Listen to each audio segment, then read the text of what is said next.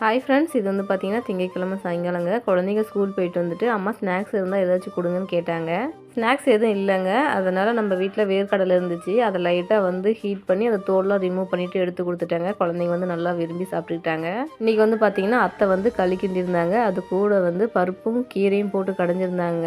சாயங்காலமாக வந்து பார்த்திங்கன்னா நானும் என்னோட கணவரும் களியும் கீரையும் ரொம்பவே சூடாக சாப்பிட்டுட்டோங்க. குட்டிமாவுக்கும் ஜெய்குட்டிக்கும் வேணான்னு சொல்லிட்டாங்க. அதனால் விட்டாச்சிங்க, அவங்களுக்கு கொடுக்கல. அதுக்கப்புறம் பார்த்திங்கன்னா ஹேர் ஆயிலாம் வந்துட்டு பேக் பண்ணி எடுத்து வச்சாச்சிங்க. கொரியர்லாம் ரெடி பண்ணி எடுத்து வச்சிட்டேன்.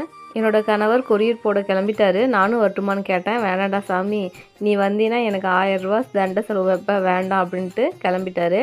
அப்போ ஜெய்குட்டி வந்து பார்த்திங்கன்னா அப்பப்பா நான் வரேன்ப்பா, நான் உங்களுக்கு ஒன்றும் பெருசாக செலவு வைக்க மாட்டேன், நான் வரேன்ப்பான்னு கூட போயிட்டான்.